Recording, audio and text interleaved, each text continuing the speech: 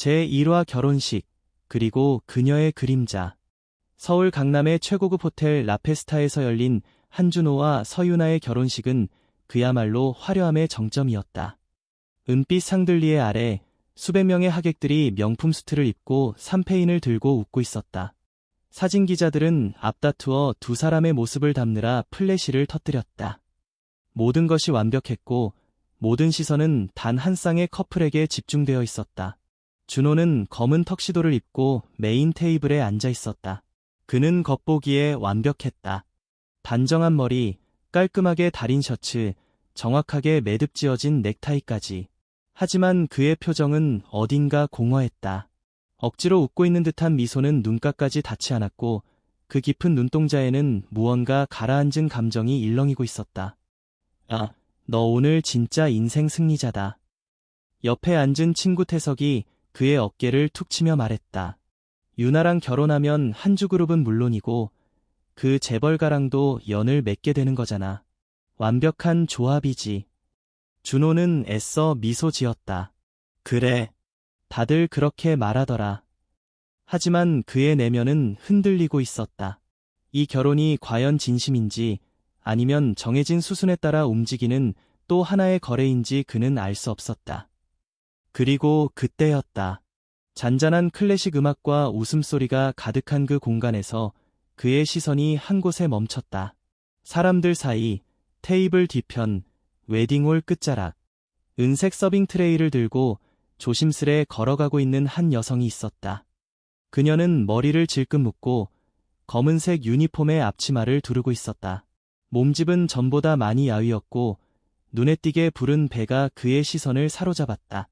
그녀가 몸을 숙여 떨어진 포크를 줍는 순간 준호의 손에서 들고 있던 와인잔이 덜컥 흔들렸다. 이은아, 그녀였다. 그의 전처. 그가 한때 세상 누구보다 사랑했던 여자. 그리고 7개월 전 아무런 설명 없이 이혼 서류만 남기고 사라졌던 여자. 준호는 한동안 숨조차 쉴 수 없었다. 심장이 쿵 내려앉고 피가 머리끝까지 치솟는 것 같았다. 도대체 어떻게 그녀가 이곳에, 그것도 이 결혼식에서 서빙을 하고 있는가? 그는 자리에서 벌떡 일어났다. 주변 하객들이 놀라서 그를 쳐다봤지만 그는 개의치 않았다. 곧장 그녀를 향해 걸어갔다. 은하는 여전히 테이블을 정리하고 있었다. 그가 다가오는 것을 눈치채지 못한 듯 보였다. 하지만 그림자가 드리우고 그녀가 고개를 들었을 때 그들의 시선이 마주쳤다. 은하의 눈이 순식간에 커졌고 입술이 떨렸다. 하지만 그녀는 곧 고개를 숙였다. 준호는 그녀 앞에 멈춰섰다. 이게 무슨 일이야? 너 왜 여기 있어? 은하는 아무 말도 하지 않았다. 손에 들고 있던 냅킨이 바닥으로 떨어졌다. 그녀는 그것을 줍지도 않고 두 손을 꽉 쥐었다. 대답해. 왜 이런 일을 하고 있어? 너 지금 임신 중이잖아. 그녀는 여전히 침묵했다. 준호는 깊게 숨을 들이켰다. 참으려 했지만 그의 감정은 이미 폭발 직전이었다. 그 아이 내 아이야. 은하는 잠시 떨리는 눈으로 그를 바라보다가 조용히 고개를 저었다. 중요하지 않아. 그런 건 이제 상관없잖아. 당신은 결혼식 중이잖아. 그게 중요하지 않다고? 준호는 낮고 날카로운 목소리로 되물었다. 은하야, 너랑 나 사이에 무슨 일이 있었는지는 몰라도 너 이 아이를 임신한 채로 나를 떠났어. 그리고 지금 이렇게 다시 나타났어. 이게 우연이라고 생각해? 그녀는 대답하지 않았다. 그녀의 눈가에 무언가 반짝였지만 금세 고개를 돌렸다. 돌아가. 여긴 내 자리가 아니야. 아니. 준호는 단호하게 말했다. 여기 있는 게 문제가 아니라 너의 침묵이 문제야. 말해. 이 아이는 내 아이야. 은하는 더 이상 대답하지 않았다. 단지 가슴께를 감싸 안고 조용히 돌아섰다. 준호는 그녀의 뒷모습을 바라보며 눈앞의 현실이 악몽처럼 느껴졌다. 이 결혼은, 이 순간은 이미 무너지고 있었다. 그리고 그는 이제야 깨달았다.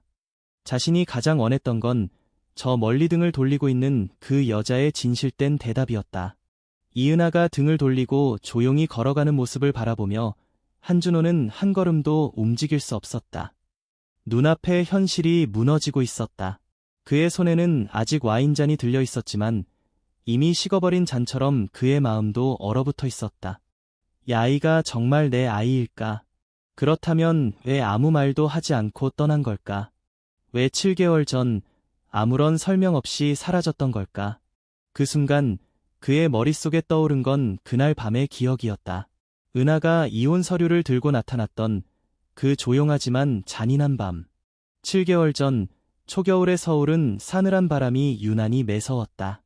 늦은 회의를 마치고 기가한 준호는 거실에 서 있는 은하를 보았다. 그녀의 손에는 2장의 종이가 들려 있었고 눈은 붉게 충혈되어 있었다. 이건 뭐야? 준호는 외투도 벗지 않은 채 물었다. 은하는 조용히 서류를 내밀었다. 이혼 서류야. 사인해줘. 그의 표정이 굳어졌다. 무슨 장난이야, 은하야. 이게 다 뭐야? 장난 아니야. 은하는 떨리는 목소리로 말했다. 우리 이제 그만하자. 무슨 소리야? 우리 결혼한 지 1년도 안 됐어. 갑자기 왜? 당신은 기업의 후계자고 난 아무것도 아니야. 우리가 사는 세상은 너무 달라. 그건 지금 처음 알았어? 준호는 목소리를 높였다. 우리가 함께하던 시간들은 다 뭐였는데? 내가 그런 말 할 사람이 아닌 거 내가 제일 잘 알아. 솔직히 말해. 무슨 일이 있었어? 은하는 눈을 피했다. 그냥 이젠 더 이상 버틸 수가 없어. 그 말에 준호는 더 이상 참지 못하고 그녀의 어깨를 붙잡았다. 엄마야. 엄마가 또 무슨 말 했어? 그녀는 아무 대답도 하지 않았다. 단지 고개를 숙인 채 가만히 입술을 깨물고 있었다. 사실 준호는 알고 있었다. 그의 어머니 강 회장은 처음부터 은하를 탐탁지 않게 여겼다. 고아 출신의 특별한 배경도 없었던 그녀를 반대했고 결혼식 전부터 반대를 거듭해왔다. 하지만 그때 준호는 사랑으로 모든 걸 이겨낼 수 있을 거라 믿었다. 사인 안 해. 그는 단호히 말했다. 나 너 안 놔줘. 하지만 그로부터 일주일 후 은하는 흔적도 없이 사라졌다. 핸드폰은 꺼져 있었고 그녀가 일하던 디자인 스튜디오에서도 그만뒀다는 말뿐이었다. 마치 세상에서 증발한 것처럼. 그제서야 준호는 어머니가 그녀를 찾아갔다는 사실을 알게 되었다. 그 아이는 너한테 어울리지 않아. 사랑 따윈 현실에서 아무 소용이 없다. 내가 회사를 이끌 사람이란 걸 잊지 마. 어머니의 말들은 준호의 귓가에 메아리처럼 맴돌았다. 그는 어머니와 격렬히 다투었고 집을 나가 한동안 연락을 끊었다. 하지만 은하는 돌아오지 않았다. 끝내 그녀는 한마디 말도 남기지 않은 채 사라졌다.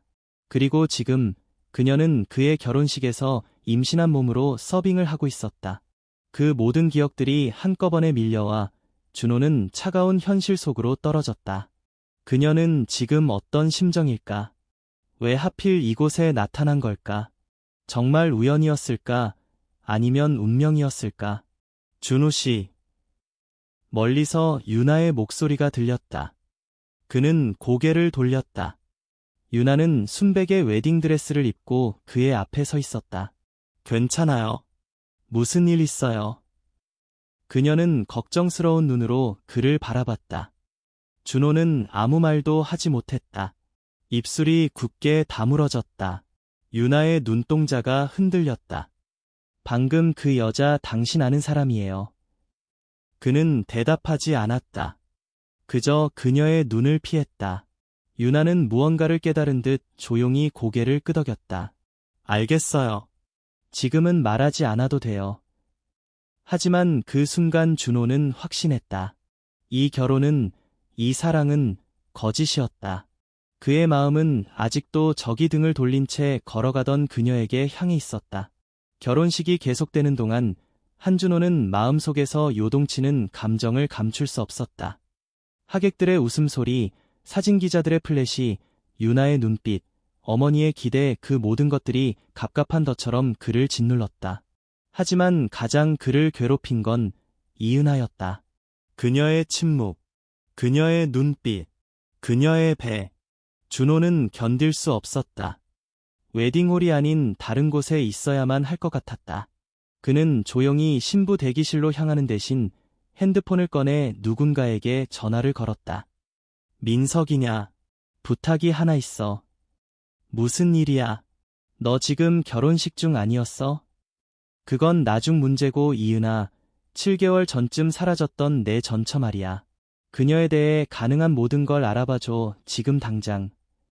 준호는 자리를 빠져나와 호텔 측에 부탁해 조용한 회의실을 빌렸다. 몇 분 뒤 민석이 급히 보내온 자료가 도착했다. 노트북 화면에 띄워진 은하의 지난 몇 달간의 행적을 하나씩 넘기면서 준호는 숨을 죽였다.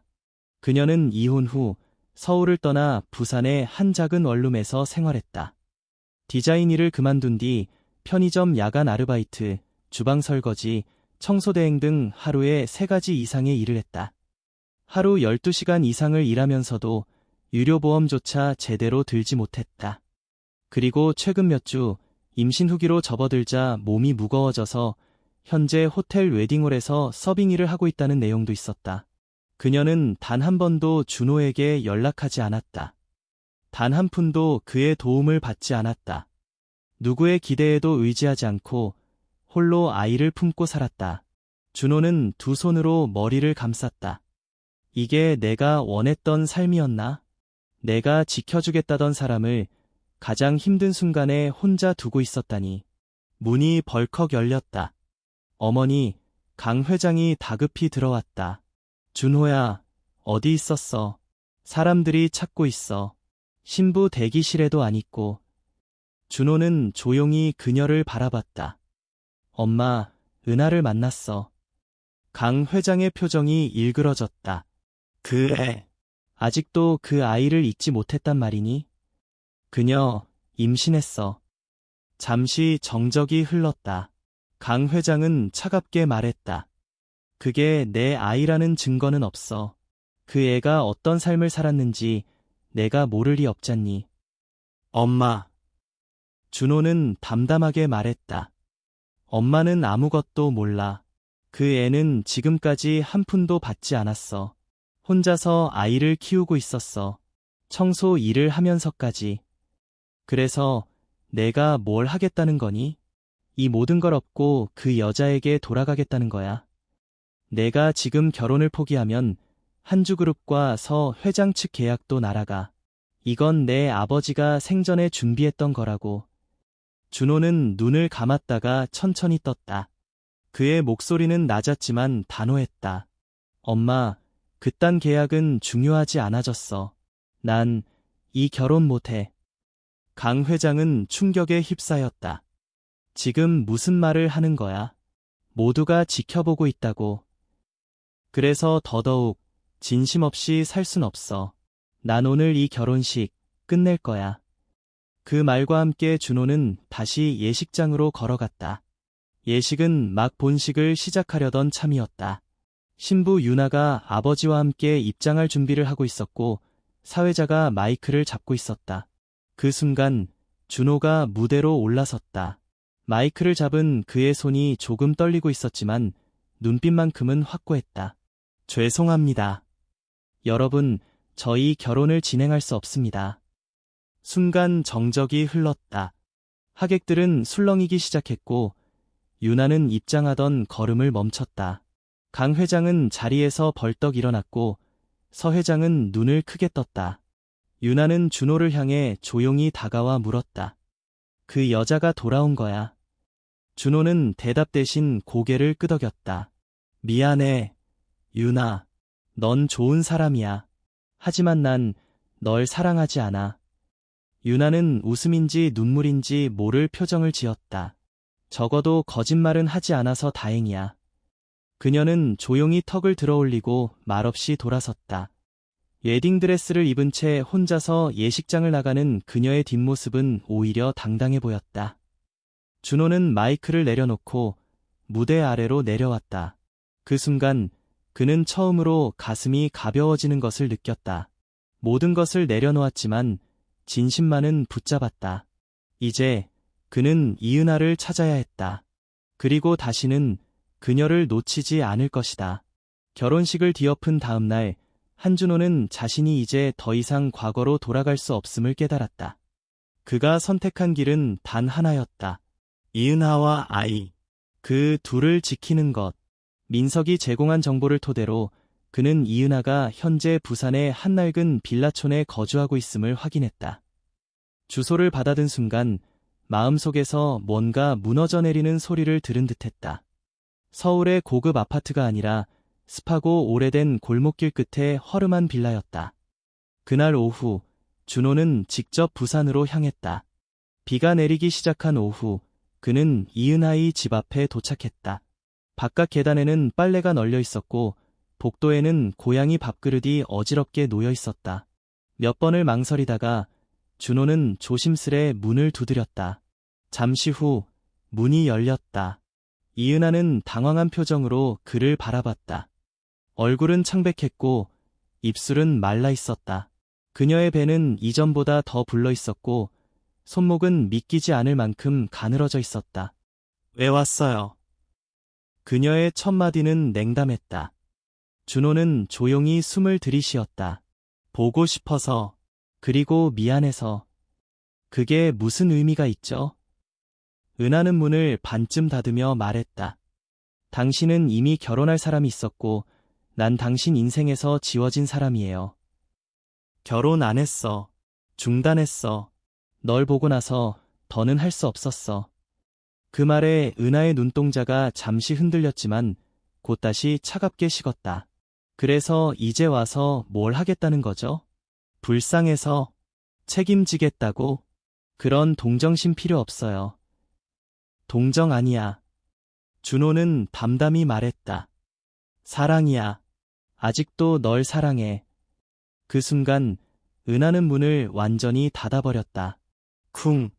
그 소리가 준호의 가슴을 깊게 울렸다. 그날 밤 그는 빌라 근처의 작고 허름한 모텔에 머물렀다. 창밖에는 비가 내리고 있었고 머리맡엔 이은하가 마지막으로 했던 말들이 계속 맴돌았다. 다음 날 그는 다시 그 집 앞에 섰다. 이번엔 문을 두드리지 않았다.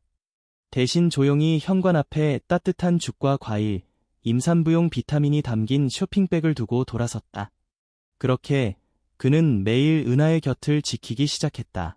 멀리서 조용히 그녀가 알아채지 못하도록. 마트에서 장을 본 후 일부러 그녀가 자주 가는 약국 근처에 머물며 필요한 것들을 사서 문 앞에 놓아두었다. 그녀가 병원에 갈 때는 몰래 뒤따라가 의사에게 상태를 확인했고 은하가 앉아 쉬는 공원 벤치 근처에서 조용히 지켜보다가 그녀가 일어날 때쯤 자리를 떴다. 어느 날 은하가 편의점 앞에서 잠시 앉아 있을 때 그녀의 신발끈이 풀린 것을 본 준호는 몰래 다가가 새 신발 한 켤레를 문 앞에 두었다. 그는 그 어떤 말도 하지 않았지만 그녀를 향한 마음은 점점 더 깊어지고 있었다. 그렇게 시간이 흘러 어느덧 몇 주가 지났다. 은하는 그가 매일 뭔가를 두고 간다는 것을 알아차리고 있었지만 일부러 반응하지 않았다. 그녀의 마음도 복잡했다. 그를 다시 받아들여도 될까?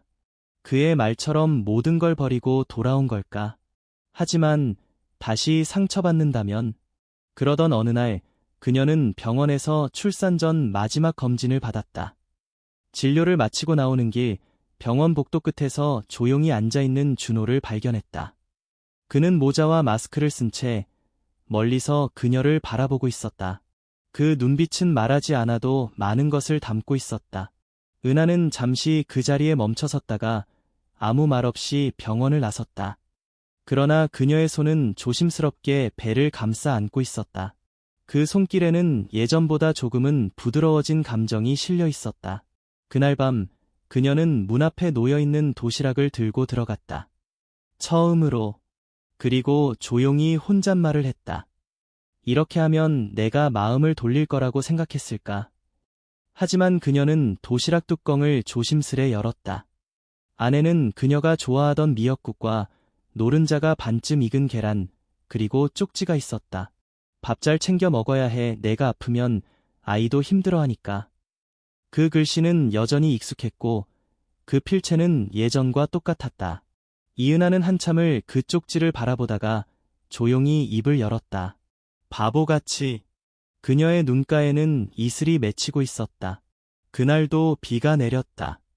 늦가을의 부산은 비와 바람이 번갈아가며 창문을 두드렸다.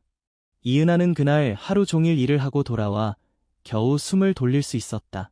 허리와 다리가 무겁게 내려앉고 숨이 가빠왔다. 그녀는 요즘 자주 어지러움을 느꼈다. 잠도 제대로 자지 못했고 식사도 부실했다. 병원에서는 충분한 휴식을 권했지만 그녀는 매일 일을 쉬지 않았다. 돈이 필요했고 아이를 위한 준비도 해야 했다. 늦은 밤 은하는 쓰레기를 버리기 위해 밖으로 나갔다. 빗소리가 커졌고 바람이 옷자락을 휘날렸다.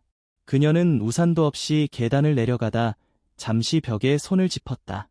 시야가 흐려졌다. 머리가 어지러웠고 속이 울렁거렸다. 그리고 그 순간 그녀의 몸이 휘청이며 그대로 무너져 내렸다. 복도에 쓰러진 그녀를 가장 먼저 발견한 것은 바로 그 근처에서 그녀를 지켜보던 한준호였다. 그날도 그는 멀리서 그녀가 무사한지 확인하고 돌아가려던 참이었다. 그런데 갑자기 들려온 둔탁한 소리에 그는 반사적으로 달려갔다. 은하야. 비에 젖은 복도 바닥에 누워있는 그녀는 의식을 잃고 있었다. 입술은 창백했고 손끝은 차가웠다. 준호는 떨리는 손으로 그녀의 뺨을 두드렸다. 은하야, 눈 좀 떠봐. 제발. 하지만 그녀는 반응이 없었다.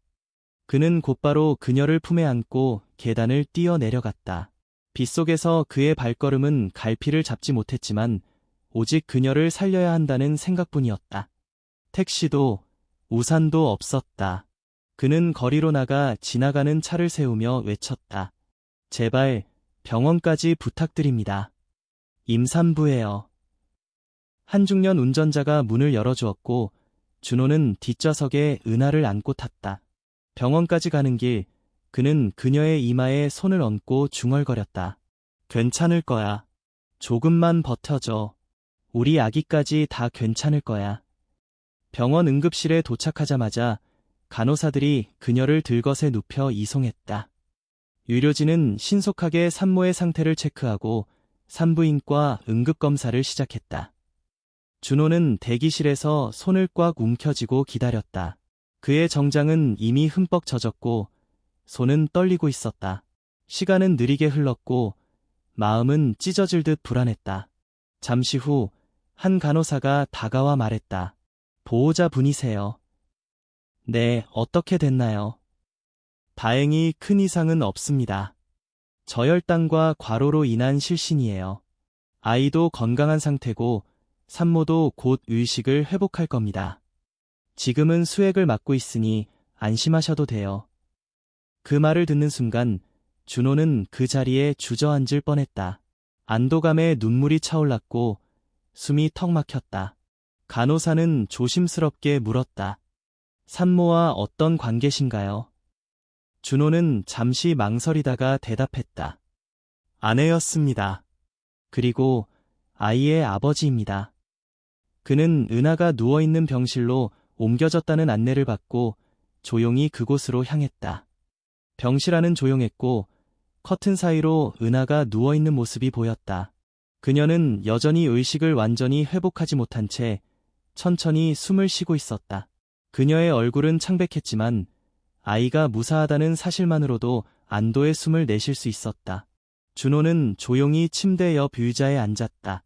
그리고 손을 뻗어 그녀의 손등을 살며시 감쌌다. 그 손은 차가웠지만 점점 온기를 되찾고 있었다. 그는 그녀에게 들릴 듯 말 듯 중얼거렸다. 미안해, 너무 늦게 와서 미안해. 널 이렇게 힘들게 만든 것도 다 내 탓이야. 근데 이제는 절대로 혼자 두지 않을게. 절대로.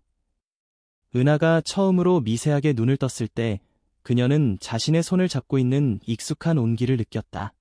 흐릿한 시야 너머 준호의 얼굴이 보였다. 그녀는 낮게 속삭였다. 왜 여기에 있어요? 당연히 있어야 할 자리에 있는 거야. 준호는 조용히 미소 지었다. 넌 나를 원하지 않았잖아요. 그렇다고 해서 널 혼자 두고 싶진 않아. 은하는 조용히 눈을 감았다. 말없이 그의 손을 뿌리치지도 않았다. 그 조용한 허락은 지난 모든 거절보다 더 깊은 의미를 담고 있었다. 그 밤, 준호는 그녀의 곁에서 한 발자국도 떨어지지 않았다. 병실의 불빛 아래에서 그는 그녀가 잠들어 있는 모습을 바라보며 밤을 지새웠다. 그는 이제 확신했다. 이 사랑은 단 한 번 더 기회를 얻을 가치가 있다는 것을. 이은하가 병원에 입원한 지 3일째 되던 날, 그녀는 갑작스럽게 진통을 느꼈다. 예정일보다 조금 이른 시기였지만 의사는 이미 충분히 출산이 가능한 주수라고 판단하고 긴급 분만 준비에 들어갔다. 병실에 경고등이 켜지고 간호사들이 분주히 움직이는 가운데 준호는 복도에 서서 손을 떨고 있었다. 병원 측에서는 보호자로서 입회를 물었고 준호는 망설임 없이 고개를 끄덕였다. 네, 제가 들어가겠습니다. 이은하는 분만대 위에 누워 있었다. 진통은 생각보다 심했고 그녀의 얼굴은 고통으로 일그러져 있었다. 땀으로 젖은 머리카락이 이마에 달라붙어 있었고 손은 힘없이 흔들렸다. 은하야, 내가 옆에 있어. 괜찮아. 넌 할 수 있어. 그녀는 눈을 감은 채 말없이 고개를 끄덕였다. 고통 속에서도 준호의 목소리는 그녀에게 작은 위안이 되었다. 그는 그녀의 손을 꼭 잡고 끊임없이 말을 건넸다. 겁먹지 말라고, 잘하고 있다고, 혼자가 아니라고. 수십 분이 몇 시간처럼 흘렀고 마침내 분만실 안에 아기의 첫 울음소리가 울려 퍼졌다. 아들입니다. 간호사가 외쳤고 작고 붉은 얼굴의 아이가 포대에 쌓여 은하의 품에 안겼다. 그녀는 떨리는 손으로 아이를 안았다. 눈에는 눈물이 고여 있었고 입술은 미세하게 떨렸다. 우리 아기. 준호는 그 모습을 바라보며 조용히 숨을 들이쉬었다. 가슴 한켠에서 무언가 벅차오르고 있었다. 그는 처음으로 자신이 아버지가 되었다는 실감을 느꼈다. 조용히 아이의 머리를 쓰다듬으며 말했다. 안녕. 난 내 아빠야. 출산 후 은하는 회복실로 옮겨졌고 아이는 신생아실로 갔다. 준호는 그 옆에 붙어 서서 유리창 너머로 아이를 바라봤다. 작고 여린 몸, 조그만 손가락, 잠든 얼굴. 모든 게 기적 같았다. 그때 병원 로비에서 익숙한 발소리가 들려왔다. 어머님이십니다. 간호사의 안내를 따라 나타난 사람은 바로 강 회장이었다. 준호의 어머니. 그녀는 조용히 걸어와 아들이 서 있는 곳에 멈춰섰다. 잠시 신생아실을 바라보던 그녀는 아이에게 시선을 고정한 채 입을 열었다. 저 아이 은하의 아이냐? 네, 제 아들입니다. 준호는 담담히 대답했다. 강 회장은 아무 말 없이 유리창 너머의 아기를 바라보다가 작게 한숨을 내쉬었다. 저렇게 작은 아이를 그 아이 혼자 키우고 있었단 말이지. 준호는 어머니의 얼굴을 살폈다. 그 표정은 차가움보다 놀라울 만큼 복잡하고 흐릿했다. 자책과 후회가 엿보이는 눈빛이었다. 내가 틀렸구나. 그 한마디는 그녀가 살아오면서 가장 힘겹게 뱉은 말처럼 들렸다. 준호는 고개를 끄덕이지도 반박하지도 않았다. 그저 가만히 서서 어머니가 받아들일 시간을 기다렸다. 그녀는 천천히 회복실로 향했다. 문 앞에 서서 안에 누워있는 은하를 바라보았다. 창백한 얼굴, 피곤한 눈동자, 그러나 아이를 품에 안고 조용히 웃고 있는 모습. 그 모습은 여느 누구보다 강하고 모성애로 충만해 보였다. 강 회장은 조용히 문을 두드렸다. 은하는 깜짝 놀라 고개를 들었다. 그 앞에 선 사람을 확인하자 눈빛이 단단하게 굳었다. 제가 왜 여기에 계신지 여쭤도 될까요? 은하의 목소리는 침착했지만 경계심이 서려 있었다. 강 회장은 그 말에 잠시 말을 잃었다가 이내 깊은 숨을 내쉬며 고개를 숙였다. 고맙습니다. 뜻밖의 한마디였다. 당신이 이 아이를 지켜줘서 고맙습니다. 내가 했어야 할 일을 대신 해줘서 고맙습니다. 은하는 잠시 말을 잃었다. 강 회장이 다시 고개를 들었을 때 그녀의 눈에는 진심이 담겨 있었다. 나는 내가 얼마나 잔인했는지 이제야 알았어요. 자식의 사랑을 무시한 어미였고 당신의 마음을 짓밟은 장본인이었지요. 용서를 구할 자격도 없다는 걸 압니다. 은하는 조용히 아이를 품에 안고 있었다. 그녀는 대답하지 않았다. 대신 잠시 시선을 피했다가 다시 강 회장을 바라보았다. 전 아직 용서할 준비가 되지 않았어요. 그럴 줄 알았어요. 하지만 언젠가는 내가 진심이었다는 걸 알아줄 날이 오기를 바랍니다. 강 회장은 한 걸음 물러섰다. 병실 밖으로 나오며 문을 조용히 닫았다. 그 순간 그녀의 눈에 눈물이 맺혔다. 준호는 그 모습을 멀리서 지켜보고 있었다. 그는 회복실에 들어와 은하 곁에 앉았다. 그녀는 조용히 말했다. 당신 어머니가 달라졌더군요. 시간이 걸렸지만 엄마도 후회를 배우고 있어. 하지만 나 쉽게 마음을 열 수는 없어요. 알아. 나는 기다릴 거야. 너와 우리 아이가 웃을 수 있을 때까지. 병실에는 아이의 숨소리만이 조용히 울리고 있었다. 그 작은 생명이 어쩌면 그들 모두를 바꾸는 시작점이 되고 있었다. 이은하가 출산한 지 한 달이 지났다. 아이는 건강하게 자라고 있었고 병원에서도 곧 퇴원 허가가 나왔다. 한준호는 그녀와 아이를 위해 부산 외곽에 조용한 전셋집을 마련해 두었고 은하는 망설이다가 결국 그 제안을 받아들였다. 처음으로 그들은 한 지붕 아래에서 조심스럽게 가족의 형태를 만들어가고 있었다. 매일 아침 아기의 울음소리로 시작되는 하루, 함께하는 식사, 그리고 저녁 산책까지. 모든 것이 서툴고 어색했지만 오랜만에 느끼는 평온함이었다. 하지만 그런 평화는 오래가지 않았다. 어느 날 오후 우편함을 확인하던 은하는 낯선 서류 봉투 하나를 발견했다. 등기 우편이었다. 봉투를 열어본 순간 그녀의 손이 멈췄다. 가정법원 소환장. 그 안에는 명확하게 인쇄된 문구가 적혀 있었다. 이은하에 대한 미성년자 친권 박탈 및 양육권 청구 소송. 서류를 손에 든 채 집으로 돌아온 그녀는 아이를 안고 들어오는 준호를 마주했다. 은하의 얼굴이 창백했다. 이게 무슨 일이야? 준호는 서류를 받아들고 읽어내려가며 얼굴이 굳어졌다. 누가 이런 걸. 하지만 그는 금세 짐작할 수 있었다. 이런 방식, 이런 공격. 서윤아의 집안, 서그룹 쪽이었다. 그는 즉시 민석에게 전화를 걸어 배우를 추적하게 했다. 며칠 후 민석은 전화를 걸어왔다. 준호야, 확실해. 서 회장이야. 너 결혼식 파기한 이후로 내부 투자자들한테 압박받고 있거든. 그리고 서윤아는 지금도 널 다시 끌어들이기 위해 움직이고 있어. 그래서 아이까지 빼앗겠다는 거야.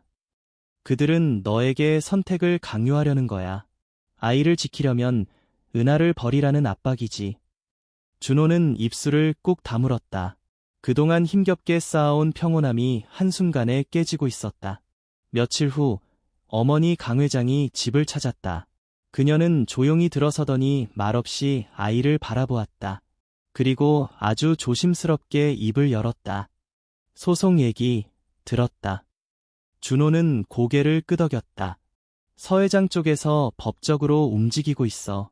그들은 우리가 무너지기를 바라고 있어. 강 회장은 잠시 침묵하다가 말했다. 너 이대로 가면 한주그룹도 위험해진다. 그럼 어쩌라고요? 내가 은하랑 아이를 버리고 다시 결혼이라도 하란 말입니까? 그 말은 하지 않았다. 강 회장의 목소리는 낮았지만 단단했다. 하지만 너도 이 회사의 대표야. 책임도 져야지. 그 순간 방문 너머에서 은하의 목소리가 들렸다. 그만하세요. 두 사람은 동시에 고개를 돌렸다. 은하는 아기를 안고 있었다. 얼굴에는 단호함이 서려 있었다. 회사를 위해서든 명예를 위해서든 당신들이 원하는 건 나와 이 아이가 사라지는 거겠죠. 은하야, 그런 뜻이 아니야. 준호가 다가서려 했지만 그녀는 물러섰다. 아니, 맞아요. 나도 알고 있어요. 내가 당신 인생의 짐이라는 거. 당신 어머니는 여전히 날 받아들인 게 아니에요. 그냥 아이를 받아들였을 뿐이죠. 강 회장은 아무 말도 하지 못했다. 은하의 말은 날카롭고 정확했다. 그래서 내가 떠날게요. 나만 사라지면 되니까. 준호 씨는 아이를 키워요. 난 아무것도 바라지 않아요. 그녀는 아이를 조용히 눕히고 작은 가방 하나에 옷까지 몇 벌을 넣었다. 준호가 다급히 그녀를 붙잡았다. 은하야, 안 돼. 그렇게 떠나지 마. 나 이번엔 절대 널 놓치지 않을 거야. 이미 늦었어요. 이번엔 내가 선택할 차례예요. 그녀는 문을 나서며 마지막으로 말했다. 당신을 위해서 떠나는 거예요. 이번엔 내가 지켜줄게요. 문이 닫히고 나서도 준호는 움직일 수 없었다. 눈앞이 흐려지고 손끝이 떨렸다. 어머니조차 그의 어깨에 손을 얹지 못한 채 뒤돌아섰다. 그날 밤 준호는 아기를 안고 조용히 창밖을 바라보았다. 작은 생명이 품속에서 잠들어 있었다. 그는 아이의 이마에 입을 맞추며 속삭였다. 아빠가 약속할게. 너랑 엄마를 다시 데려올 거야. 무슨 수를 써서라도. 이은하가 떠난 지 일주일이 지났다. 그녀는 어디에도 없었다. 휴대전화는 꺼져 있었고 그녀가 남긴 흔적은 어떤 방향도 가리키지 않았다. 한준호는 모든 인맥과 자원을 동원해 그녀를 찾았지만 그녀는 마치 세상에서 사라진 사람처럼 자취를 감췄다. 아기는 매일 밤마다 엄마를 찾듯 울었고 준호는 젖병을 들고 아이를 달래며 몇 번이고 벽을 등지고 울었다. 그가 이렇게 무기력했던 적은 처음이었다. 경영자로서, 아들로서, 한 사람의 남자로서 그는 모든 위치에서 무너지고 있었다. 그리고 그의 무너짐은 곧 세상의 이슈가 되었다. 한주그룹 후계자, 결혼식 파기 후 전처와 혼외자 존재 확인. 이은하, 한준호 아이의 생모 재벌가의 비밀스런 내막. 한주그룹, 후계 구도 흔들리나? 언론은 그를 물어뜯기 시작했고 주가와 투자 흐름은 급격히 흔들렸다. 회사 이사회는 준호에게 연일 긴급회의를 요청했고 강 회장 또한 공식 대응을 요구했다. 하지만 준호는 아무 말도 하지 않았다. 침묵은 오히려 더 많은 추측을 낳았고 대중은 혼란 속에서 분열되기 시작했다. 그날 그는 고요한 아침 아이를 유모에게 맡기고 홀로 회사의 대강당으로 향했다. 기자들이 이미 건물 앞에 줄지어 서 있었고 카메라 플래시가 번쩍거렸다. 강단 위에 선 준호는 준비된 원고를 내려다보다가 조용히 내려놓았다. 그는 마이크를 집어들고 천천히 입을 열었다. 오늘 이 자리에 선 이유는 단 하나입니다. 제 선택에 대해 직접 말씀드리기 위해서입니다. 기자들의 손이 분주히 움직였고 플래시가 번쩍였다. 하지만 준호는 눈 하나 깜빡이지 않았다. 한주그룹의 후계자로서 저는 더 이상 그 자리를 이어갈 수 없습니다. 강당이 술렁였다. 준호는 이어 말했다. 제가 지켜야 할 건 회사가 아니라 가족입니다. 제 아이, 그리고 아이의 어머니인 이은하 씨는 제 인생의 가장 소중한 존재입니다. 비록 사회적 기준에서는 용납되지 않을지 모르지만 저는 그들을 버릴 수 없습니다. 그래서 저는 이 자리에서 공식적으로 한주그룹의 후계 자리에서 물러납니다. 그의 말에 기자들은 충격을 감추지 못했다. 그럼 누구에게 경영권을 넘기실 생각이십니까? 서그룹과의 합병은 파기되는 겁니까? 이은하 씨는 지금 어디에 있습니까? 준호는 질문들을 잠시 가만히 들은 후 마지막으로 한마디를 덧붙였다. 모두가 말리더군요. 너 하나 희생하면 다 평탄해질 거라고. 하지만 저는 깨달았습니다. 사랑하는 사람을 외면한 채 지켜낸 성공은 결국 아무 의미가 없다는 것을. 저는 제 아들에게 부끄럽지 않은 아버지가 되고 싶습니다. 그는 고개 숙여 인사했고 기자회견은 그대로 종료되었다. 그날 오후 모든 포털 사이트에는 한준호가 실시간 검색어 1위를 차지했다.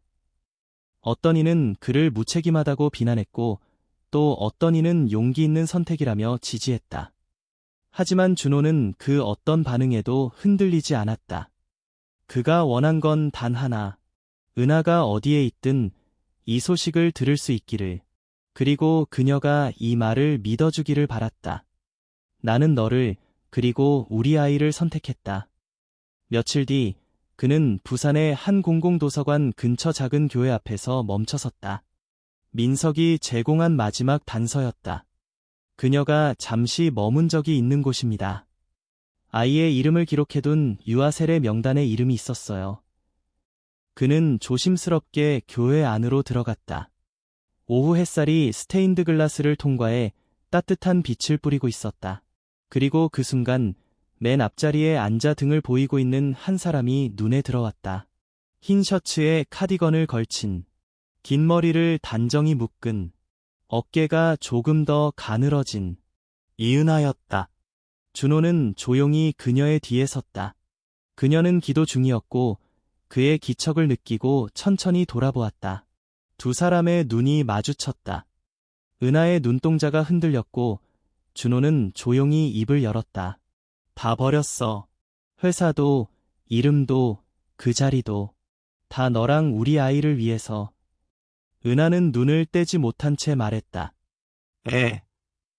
내가 살아야 할 이유가 이제 너밖에 없으니까.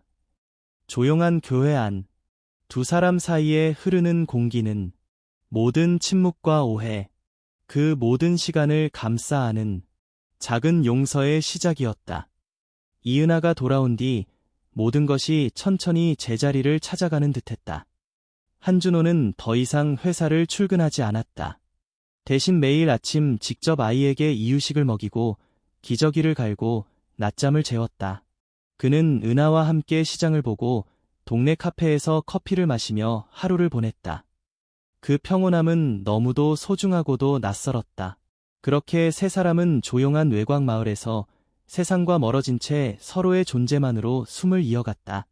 하지만 행복한 날들 속에서도 은하의 가슴 한켠은 늘 무거웠다.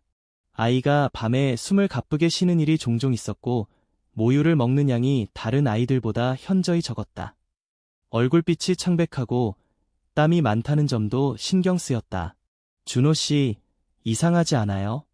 민우가 잘 웃지도 않고 자꾸 숨을 차해요. 처음엔 준호도 피곤해서 그렇다며 넘기려 했다. 하지만 어느 날 밤 민우가 자고 있던 중 갑자기 호흡이 멎을 뻔한 순간이 있었다. 그 짧은 찰나의 공포는 두 사람 모두를 깨웠다. 다음 날 그들은 급히 대학병원으로 달려갔다. 소아심장과 전문의의 검진이 이어졌고 다양한 검사가 실시되었다. 며칠 후 담당 의사가 부부를 상담실로 불렀다. 그는 진지한 얼굴로 문을 닫고 앉았다. 민우 군은 선천성 심장 질환을 가지고 있습니다. 정확히는 심실중격결손, 흔히 말하는 심장에 작은 구멍이 있는 상태입니다.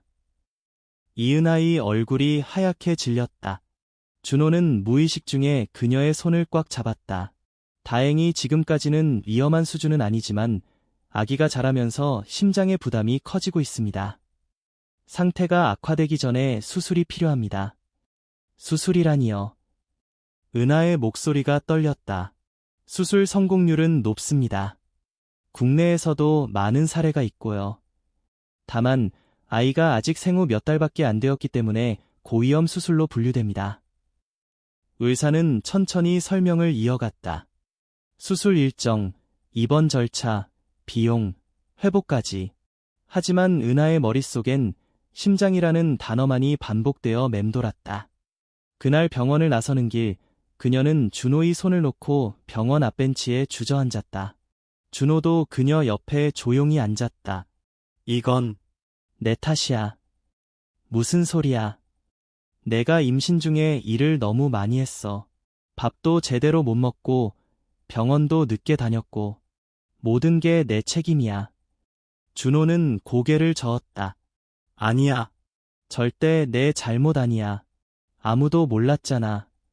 그래도 내가 민우를 아프게 만든 것 같아서 너무 미안해. 그녀의 눈가에서 눈물이 흐르기 시작했다. 준호는 조용히 그녀의 어깨를 감쌌다. 그렇게 두 사람은 긴 침묵 속에 서로의 체온으로 울음을 눌렀다.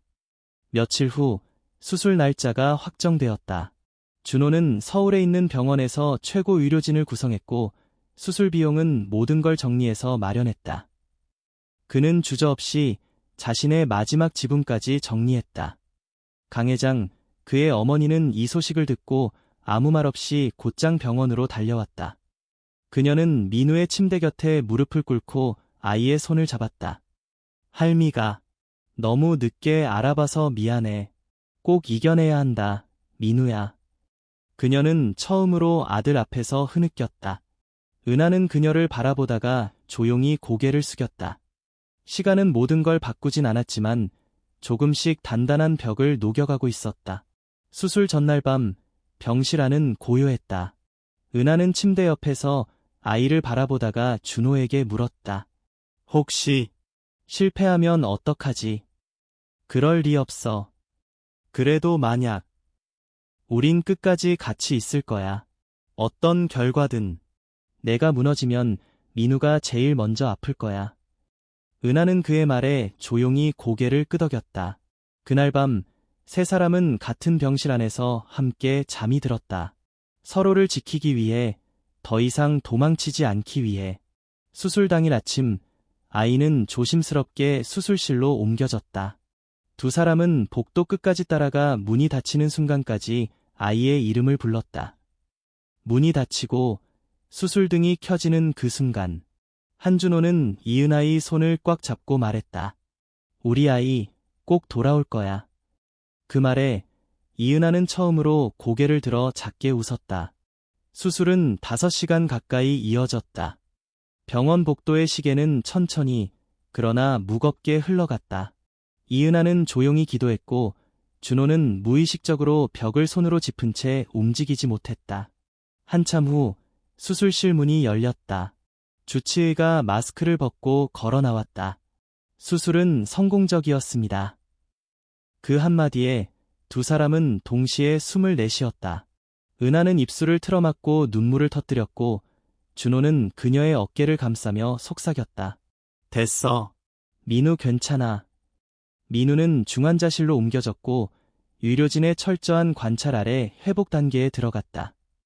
작은 몸에 산소 튜브가 끼워진 모습을 보는 것은 고통스러웠지만 그가 살아있다는 사실만으로 충분했다. 며칠 뒤 민우는 의식을 되찾았다. 은하가 그의 손을 잡자 아이는 작게 눈을 깜빡이며 미소를 지었다. 엄마. 그 한마디는 은하의 모든 불안을 녹여내는 마법 같았다. 그녀는 아이를 끌어안고 흐느끼며 말했다. 잘했어, 우리 아기. 정말 잘했어. 준호도 아이의 옆에 앉아 손을 잡았다. 아빠도 항상 여기 있어. 언제나. 그날 이후 민우는 빠르게 회복했다. 며칠 만에 중환자실에서 일반 병실로 옮겨졌고 먹는 양도 늘었다. 의사는 회복 경과가 매우 양호하다고 말했다. 아이의 건강이 회복되자 준호와 은하도 다시 웃기 시작했다. 병원 생활이 길어질수록 두 사람은 서로에게 더욱 깊이 기대었고 오랜 시간 돌아서야 비로소 완성된 가족의 온기를 느꼈다. 한 달 후 그들은 민우와 함께 집으로 돌아갔다. 처음으로 셋이 손을 잡고 걷는 길, 바람은 따뜻했고 하늘은 한없이 맑았다. 그리고 준호는 조용히 말했다. 이제 우리 진짜 결혼하자. 은하는 놀란 듯 그를 바라보았다. 지금까지도 충분히 가족이었잖아요. 그렇지만 너에게 제대로 말하고 싶었어. 도망치지 않고 어떤 조건도 없이 사랑해서 결혼하고 싶다고. 그녀는 말없이 그의 눈을 바라보다가 고개를 끄덕였다. 그해 가을, 작은 마당이 있는 주택에서 조촐한 결혼식이 열렸다. 초대된 사람은 가족과 몇 명의 친구뿐이었고 그 자리에선 어떤 화려함도 없었다. 하지만 그 누구도 눈물 없이 축복을 건넬 수 없었다. 은하는 민우를 안고 준호의 손을 잡았다. 그녀는 웨딩드레스 대신 평범한 아이보리 원피스를 입고 있었다. 하지만 누구보다 아름다웠다. 주례 없이 두 사람은 서로를 바라보며 약속을 나눴다. 나, 한준호는 당신을 처음부터 다시 사랑하겠다고 약속합니다. 당신이 지친 날엔 내가 등을 내줄 것이고, 당신이 눈물 지을 땐 내 어깨를 빌려주겠습니다. 함께 살아가는 모든 날이 우리 가족의 기적이 되도록 하겠습니다. 나, 이은하는 당신의 곁에 서기로 다시 선택합니다. 이 아이와 함께 우리 셋이 나눈 고통과 기쁨 모두를 안고 새로운 날들을 마주하겠습니다. 그리고 잊지 않겠습니다. 당신이 나를 포기하지 않았던 그날들을. 그 순간 민우가 작게 소리내 웃었다. 하객들이 터뜨린 웃음 속에서 세 사람은 서로를 끌어안았다. 결혼식이 끝난 후 세 사람은 뒷마당에서 함께 텐트를 쳤다. 은하는 바닥에 앉아 아이를 안고 준호는 삼겹살을 굽고 있었다. 이게 꿈 같아요. 은하가 조용히 말했다. 그럼 꿈에서 깨지 말자. 준호가 웃으며 대답했다. 해가 지고 별이 떠올랐다. 세상은 여전히 복잡하고 삶은 언제나 예측할 수 없는 길이지만 그들에겐 이제 함께 걸어갈 마음이 있었다. 그리고 그것만으로도 충분히 행복했다.